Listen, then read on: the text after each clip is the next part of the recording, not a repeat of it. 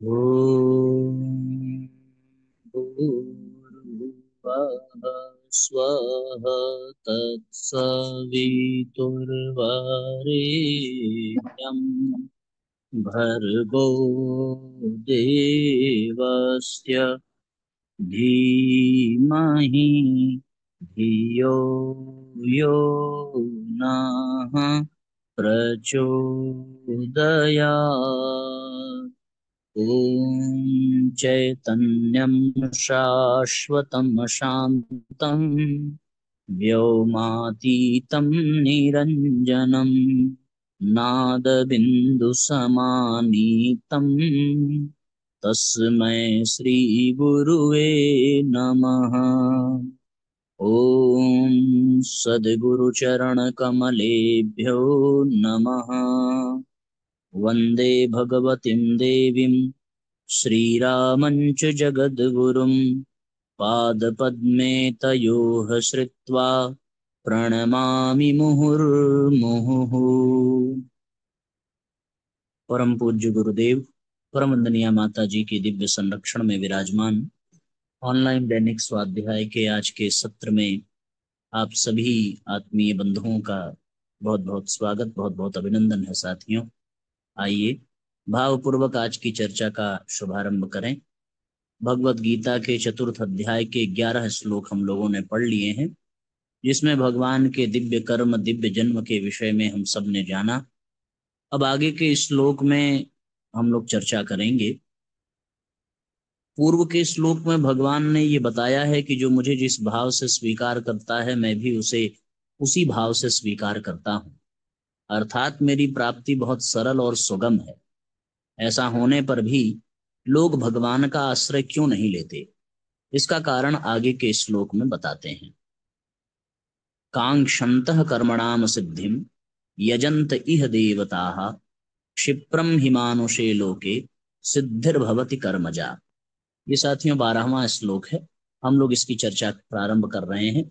आप सब लोग अधिक से अधिक लोगों तक शेयर जरूर करें स्टेटस में, और हर जगह इसके लिंक को जरूर भेजें, क्योंकि आज के समय में समाज की सबसे बड़ी सेवा विशुद्ध ज्ञान और आध्यात्मिक ज्ञान जन जन तक पहुंचाना है, जिससे कि हमारे संसार में समाज में आध्यात्म बढ़े, आध्यात्मवादी लोग बढ़ें और आतंकवादी लोग घटें। आतंक का अध्यात्म ही सर्वोत्तम उत्तर है। सो यही उपाय है। इस श्लोक का अर्थ है साथियों, कर्मों की सिद्धि चाहने वाले मनुष्य देवताओं की उपासना किया करते हैं, क्योंकि इस मनुष्य लोक में कर्मों से उत्पन्न होने वाली सिद्धि जल्द मिल जाती है। कांक्षतः कर्मणाम सिद्धिम यजंत इह देवताः। मनुष्य को नवीन कर्म करने का अधिकार मिला हुआ है। कर्म करने से ही सिद्धि होती है, ऐसा प्रत्यक्ष देखने में आता है। इस कारण मनुष्य के अंतःकरण में यह बात दृढ़ता से बैठी हुई है कि कर्म किए बिना कोई भी वस्तु नहीं मिलती। वे ऐसा समझते हैं कि सांसारिक वस्तुओं की तरह भगवान की प्राप्ति भी कर्म, तप, ध्यान, समाधि आदि करने से ही होती है। नाशवान पदार्थों की कामनाओं के कारण उनकी दृष्टि इस वास्तविकता की ओर जाती ही नहीं कि सांसारिक वस्तुएं कर्मजन्य हैं, एक देशीय हैं, हमें नित्य प्राप्त नहीं है, हमारे से अलग हैं और परिवर्तनशील हैं। इसलिए उनकी प्राप्ति के लिए कर्म करने आवश्यक है। परंतु भगवान कर्मजन्य नहीं है, सर्वत्र परिपूर्ण है, हमें नित्य प्राप्त हैं, हमारे से अलग नहीं है और अपरिवर्तनशील हैं। इसलिए भगवत प्राप्ति में सांसारिक वस्तुओं की प्राप्ति का नियम नहीं चल सकता। भगवत प्राप्ति केवल उत्कट अभिलाषा से होती है। उत्कट अभिलाषा जागृत न होने में खास कारण सांसारिक भोगों की कामना ही है। भगवान तो पिता के समान है और देवता दुकानदार के समान। अगर दुकानदार वस्तु न दे तो उसको पैसे लेने का अधिकार नहीं है, परंतु पिता को पैसे लेने का भी अधिकार है और वस्तु देने का भी।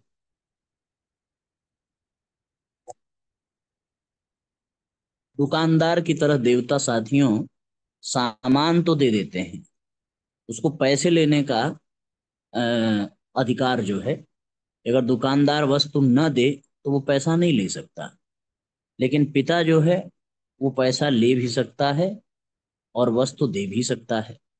सो बालक को पिता से कोई वस्तु लेने के लिए कोई मूल्य नहीं देना पड़ता, पर दुकानदार से वस्तु लेने के लिए मूल्य देना पड़ता है। ऐसे ही भगवान से कुछ लेने के लिए कोई मूल्य देने की जरूरत नहीं है, परंतु देवताओं से कुछ प्राप्त करने के लिए विधि पूर्वक कर्म करने पड़ते हैं। दुकानदार बालक दिया, सलाई, चाकू आदि हानिकारक वस्तुएं भी पैसे देकर खरीद सकता है, परंतु यदि वह पिता से ऐसी हानिकारक वस्तुएं मांगे तो वे उसे नहीं देंगे और पैसे भी ले लेंगे। पिता वही वस्तु देते हैं जिसमें बालक का हित होता है। इसी प्रकार देवता लोग अपने उपासकों को उनके हित अहित का विचार किए बिना उनकी इच्छित वस्तुएं दे देते हैं, परंतु परम पिता भगवान अपने भक्तों को अपनी इच्छा से ही वस्तुएं देते हैं जिसमें उनका परम हित हो। ऐसा होने पर भी नाशवान पदार्थों की आसक्ति, ममता और कामना के कारण अल्प बुद्धि वाले मनुष्य भगवान की महत्ता को और सुहृदता को नहीं जानते, इसलिए वे अज्ञानवश देवताओं की उपासना करते हैं। श्लोक तक तथा 7वें अध्याय के 22वें 23वें श्लोक तक और 9वें अध्याय के 23वें और 24वें श्लोक। क्षिप्रम ही मानुषे लोके सिद्धिर्भवति कर्मजा, यह मनुष्य लोक कर्म भूमि है, कर्मानुबंधनी मनुष्य लोके। इसके सिवाय दूसरे लोक भोग भूमियां हैं। मनुष्य लोक में भी नया कर्म करने का अधिकार मनुष्य को ही है, पशु पक्षी आदि को नहीं। मनुष्य शरीर में किए हुए कर्मों का फल ही लोक तथा परलोक में भोगा जाता है। मनुष्य लोक में कर्मों की आसक्ति वाले मनुष्य रहते हैं। कर्म संगिषु जायते, कर्मों की आसक्ति के कारण वे कर्मजन्य सिद्धि पर ही लुब्ध होते हैं। कर्मों से सिद्धि होती है, वह यद्यपि शीघ्र मिल जाती है, तथापि वह सदा रहने वाली नहीं होती। जब कर्मों का आदि और अंत होता है, तब उनसे होने वाली सिद्धि सदा कैसे रह सकती है। इसलिए नाशवान कर्मों का फल भी नाशवान ही होता है, परंतु कामना वाले मनुष्य की दृष्टि शीघ्र मिलने वाले फल पर तो जाती है, पर उसके नाश की ओर नहीं जाती। विधि पूर्वक सांगोपांग किए गए कर्मों का फल देवताओं से शीघ्र मिल जाया करता है, इसलिए वे देवता की ही शरण में लेते हैं और उन्हीं की आराधना करते हैं। कर्मजन्य फल चाहने के कारण वे कर्म बंधन से मुक्त नहीं होते और परिणाम स्वरूप बारंबार जन्मते मरते रहते हैं। जो वास्तविक सिद्धि है वह कर्मजन्य नहीं है। वास्तविक सिद्धि भगवत प्राप्ति है। भगवत प्राप्ति के साधन कर्म योग, ज्ञान योग और भक्ति योग भी कर्मजन्य नहीं है। योग की सिद्धि कर्मों के द्वारा नहीं होती, प्रत्युत कर्मों के संबंध विच्छेद से होती है। शक्ता कर्मयोग की सिद्धि तो कर्म करने से ही बताई गई है। आरुक्षोर मुनेर योगम कर्म कारण मुच्यते। तो फिर कर्मयोग कर्मजन्य कैसे नहीं है? समाधान, कर्मयोग में कर्मों से और कर्म सामग्री से संबंध विच्छेद करने के लिए ही कर्म किए जाते हैं। योग परमात्मा का नित्य संबंध तो स्वतः सिद्ध और स्वाभाविक है, अतः योग अथवा परमात्मा प्राप्ति कर्मजन्य नहीं है। वास्तव में कर्म सत्य नहीं है, प्रत्युत परमात्मा प्राप्ति के साधन रूप कर्मों का विधान सत्य है। कोई भी कर्म जब सत के लिए किया जाता है, तब उसका परिणाम सत होने से उस कर्म का नाम भी सत हो जाता है। कर्म चैव तदर्थीयम सदित्येवाभिधीयते। अपने लिए कर्म करने से ही योग का अनुभव नहीं होता।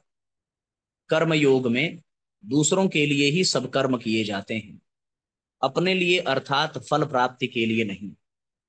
कर्मण्येवाधिकारस्ते मां फलेषु कदाचन। अपने लिए कर्म करने से मनुष्य बंधता है और दूसरों के लिए कर्म करने से वह मुक्त होता है। कर्म योग में दूसरों के लिए ही सब कर्म करने से कर्म और फल से संबंध विच्छेद हो जाता है, जो योग का अनुभव कराने में हेतु है। कर्म करने में पर अर्थात शरीर, इंद्रियां, मन, बुद्धि, पदार्थ, व्यक्ति, देश, काल आदि परिवर्तनशील वस्तुओं की सहायता लेनी पड़ती है। पर की सहायता लेना परतंत्रता है। स्वरूप ज्यों का त्यों, उसमें कभी कोई परिवर्तन नहीं हो, इसलिए उसकी अनुभूति में पर कहे जाने वाले शरीर आदि पदार्थों के सहयोग की लेश मात्र भी अपेक्षा आवश्यकता नहीं है। पर से माने हुए संबंध का त्याग होने से स्वरूप में स्वतः सिद्ध स्थिति का अनुभव हो जाता है। 8वें श्लोक में अपने अवतार के उद्देश्य का वर्णन करके 9वें श्लोक में भगवान अपने कर्मों की दिव्यता को जानने का महात्म्य बताते हैं। कर्मजन्य सिद्धि चाहने से ही कर्मों में अदिव्यता, मलिनता आती है। अतः कर्मों में दिव्यता कैसे आती है, इसे बताने के लिए अब भगवान कर्मों की दिव्यता का विशेष वर्णन करते हैं। चातुर्वर्ण्यम मया सृष्टम गुण कर्म विभागशः तस्य कर्तारमपि मां विद्य कर्तारमव्ययम् न मां कर्माणि लिम्पन्ति न मे कर्म फले स्पृहा इति मां योऽभिजानाति कर्मभिर्न स बध्यते। मेरे द्वारा गुणों और कर्मों के विभाग पूर्वक चारों वर्णों की रचना की गई है। उस सृष्टि रचना आदि का कर्ता होने पर भी मुझ अविनाशी परमेश्वर को अकर्ता जान कर्मों के फल में मेरी स्पृहा नहीं है, मुझे कर्म लिप्त नहीं करते। इस प्रकार जो मुझे तत्व से जान लेता है, वह भी कर्मों से नहीं मरता। चातुर्वर्ण्यम मया सृष्टम गुण कर्म विभागशः, पूर्व जन्मों में किए गए कर्मों के अनुसार सत्व, रज और तम, इन 3 गुणों में न्यूनाधिकता रहती है। सृष्टि रचना के समय उन गुणों और कर्मों के अनुसार भगवान ब्राह्मण, क्षत्रिय, वैश्य और शूद्र, इन चारों वर्णों की रचना करते हैं। यहां ये समझेंगे, चातुर्वर्ण्यम मया सृष्टम, कर्मों के अनुसार सतरज तम, इन 3 गुणों में न्यूनाधिकता रहती है। चत्वारो वर्णाश्चातुर्वर्ण्यम, यहाँ पर चतुर्वर्णादीनाम स्वार्थे उपसंख्यानम, इस वार्तिक से स्वार्थ में यज प्रत्यय किया गया है। तो जैसा पूर्व जन्म का कर्म होता है उसी अनुसार गुणों की न्यूनाधिकता रहती है, और सृष्टि रचना के समय उन गुणों और कर्मों के अनुसार भगवान ब्राह्मण, क्षत्रिय, वैश्य और शूद्र, इन चारों वर्णों की रचना करते हैं। सत्व गुण की प्रधानता से ब्राह्मण की, रजोगुण की प्रधानता तथा सत्व गुण की गौणता से क्षत्रिय की, रजोगुण की प्रधानता और तमोगुण की गौणता से वैश्य की, और तमोगुण की प्रधानता से शूद्र की रचना की गई है। बहुत सुंदर वर्णन है। मनुष्य के शिवाय देव, पितर, तिर्यक आदि दूसरी योनियों की रचना भी भगवान गुणों और कर्मों के अनुसार ही करते हैं। इसमें भगवान की किंचन मात्र भी विषमता नहीं है। चातुर्वर्ण्यम पद प्राणी मात्र का उपलक्षण है। इसका तात्पर्य है कि मनुष्य ही 4 प्रकार के नहीं होते, अपितु पशु, पक्षी, वृक्ष आदि भी 4 प्रकार के होते हैं। जैसे पक्षियों में कबूतर आदि ब्राह्मण, बाज आदि क्षत्रिय, चील आदि वैश्य और कौआ आदि शूद्र पक्षी हैं, इसी प्रकार वृक्षों में पीपल आदि ब्राह्मण, नीम आदि क्षत्रिय, इमली आदि वैश्य और बबूल आदि शूद्र वृक्ष हैं। परंतु यहाँ चातुर्वर्ण्यम पद से मनुष्यों को ही लेना चाहिए, क्योंकि वर्ण विभाग को मनुष्य ही समझ सकते हैं और उसके अनुसार कर्म कर सकते हैं। कर्म करने का अधिकार मनुष्य को ही है। चारों वर्णों की रचना मैंने ही की है। इसमें भगवान का यह भाव भी है कि एक तो ये मेरे ही अंश हैं और दूसरे मैं प्राणी मात्र का सुहृद हूं, इसलिए मैं सदा उनके हित को ही देखता हूं। इसके विपरीत ये न तो देवता के अंश हैं और न देवता सबके सुहृद ही। इसलिए मनुष्य को चाहिए कि वह अपने वर्ण के अनुसार समस्त कर्तव्य कर्मों से मेरा ही पूजन करें।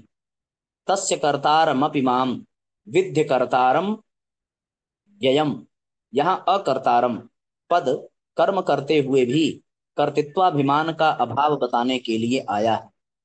सृष्टि की रचना, पालन, संहार आदि संपूर्ण कर्मों को करते हुए भी भगवान उन कर्मों से सर्वथा अतीत, निर्लिप्त ही रहते हैं। सृष्टि रचना में भगवान ही उपादान कारण है और वे ही निमित्त कारण है। मिट्टी से बने पात्र में मिट्टी उपादान कारण है और कुम्हार निमित्त कारण है।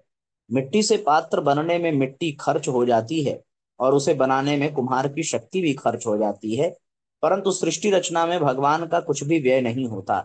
वे ज्यों के त्यों ही रहते हैं, इसलिए उन्हें अव्ययम कहा गया है। जीव भी भगवान का अंश होने से अव्यय ही है। विचार करें कि शरीर आदि सब वस्तुएं संसार की हैं और संसार से ही मिली है, अतः उन्हें संसार की ही सेवा में लगा देने से अपना क्या व्यय हुआ। हम तो अव्यय ही रहे। इसलिए यदि साधक शरीर, इंद्रियां, मन, बुद्धि, धन, संपत्ति आदि मिले हुए सांसारिक पदार्थों को अपना और अपने लिए न माने तो फिर उसे अपनी अव्ययता का अनुभव हो जाएगा। यहाँ विद्धि पद से भगवान ने अपने कर्मों की दिव्यता को समझने की आज्ञा दी है। कर्म करते हुए भी कर्म, कर्म सामग्री और कर्म फल से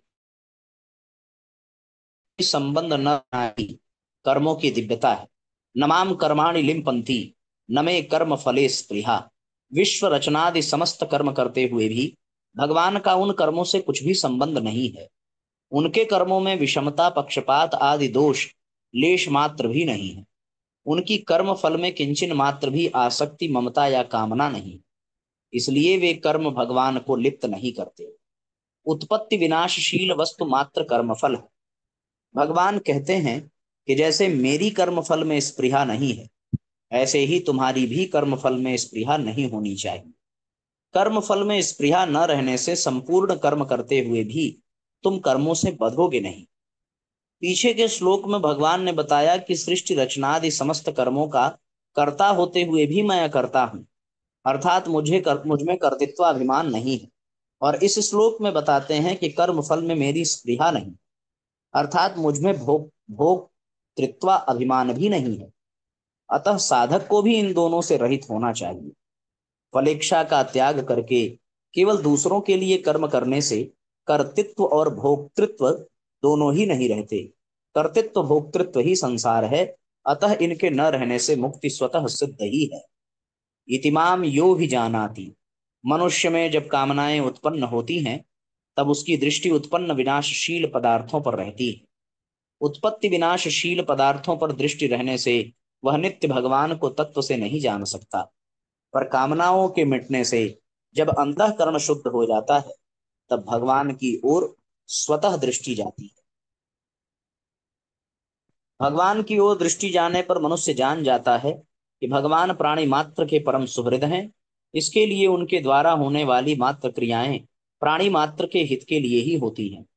भगवान तो जीवों को कर्म बंधन से रहित करने के लिए ही उन्हें मनुष्य शरीर देते हैं, पर इस बात को न समझने के कारण जीव कर्मों से नए नए संबंध मानकर और बंधन उत्पन्न कर लेता है। इसलिए कर्तापन और फलेच्छा न होने पर भी वे केवल कृपा करके जीवों का कर्म बंधन से रहित करके उनका उद्धार करने के लिए ही सृष्टि रचना का कार्य करते हैं। भगवान को इस तरह जान लेने से मनुष्य भगवान की ओर खिंच जाता है।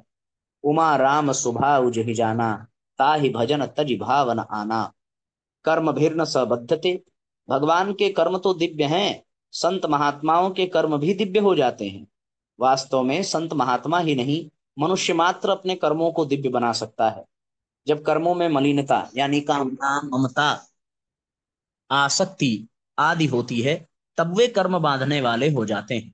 जब मलिनता के दूर हो जाने पर कर्म दिव्य हो जाते हैं तब वे उसे नहीं बांधते। इतना ही नहीं, वे कर्म उस कर्ता को और दूसरों को भी मुक्त करने वाले हो जाते हैं। अपने कर्मों को दिव्य बनाने का सरल उपाय है संसार से मिली हुई वस्तुओं को अपनी ओर और अपने लिए न मानकर संसार की और संसार के लिए मानते हुए संसार की सेवा में लगा देना। विचार करना चाहिए कि हमारे पास शरीर आदि जितनी भी बाह्य वस्तुएं हैं उन सब को हम साथ लाए नहीं, और जाएंगे तब साथ ले जा सकते हैं। उनके रहते हुए उनमें इच्छा अनुसार परिवर्तन कर सकते नहीं। उन्हें इच्छा अनुसार रख सकते नहीं, अर्थात उन पर हमारा कोई आधिपत्य नहीं है। इसी प्रकार जन्म जन्मांतरों से साथ आए सूक्ष्म और कारण शरीर भी परिवर्तनशील और प्रकृति के कार्य हैं, इसलिए उनके साथ भी हमारा संबंध नहीं है। वे वस्तुएं अपने लिए भी नहीं हैं, क्योंकि उनके मिलने पर भी और मिले यह इच्छा रहती है। यदि वे वस्तुएं अपने लिए होती तो और मिलने की इच्छा नहीं रहती। ऐसा होने पर भी उन वस्तुओं को अपनी और अपने लिए मानना कितनी बड़ी भूल है। उन वस्तुओं में जो अपनापन दिखता है वह वास्तव में केवल उनका सदुपयोग करने के लिए है, उन पर अपना अधिकार जमाने के लिए नहीं। सेवा करने के लिए तो सब अपने हैं, पर लेने के लिए कोई अपना नहीं है। संसार की तो बात ही क्या है, भगवान भी लेने के लिए अपने नहीं है, अर्थात भगवान से भी कुछ नहीं लेना है, प्रत्युत अपने आप को ही भगवान के समर्पित करना है।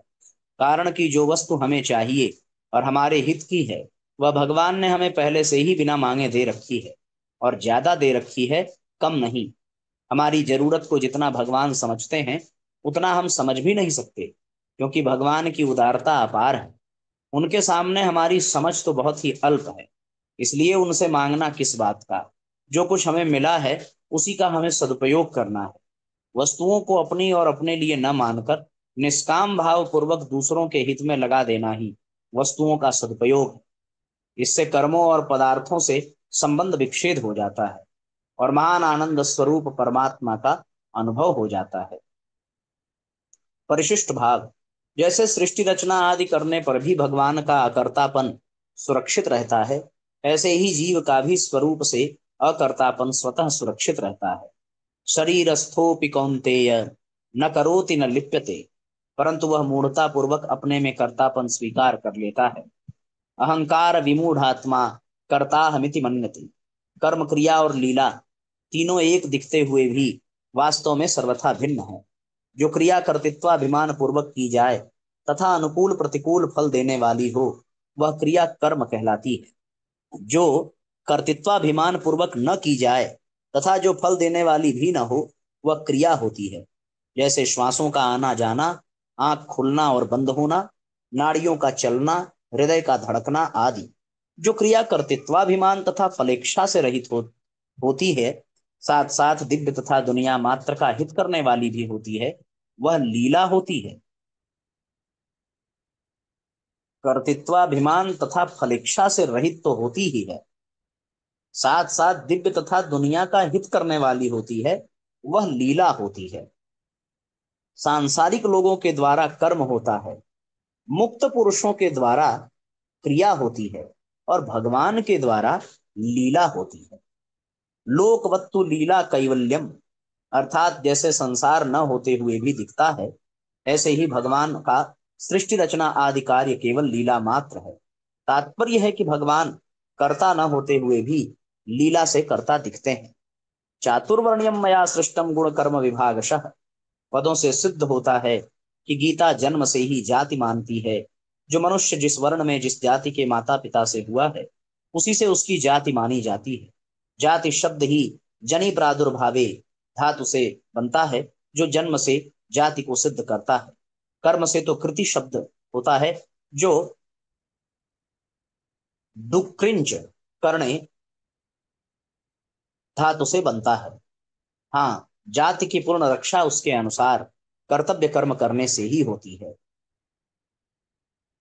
तो ये साथियों 12, 13 और 14 तीन श्लोकों को हम लोगों ने यहाँ पर देखा और उसकी व्याख्या सुनी। अब आज के सत्र को यहीं पर विश्राम करेंगे। अधिक से अधिक लोगों तक ये संदेश पहुंचे ऐसा आप सब प्रयास करें। गायत्री मंत्र साथ साथ।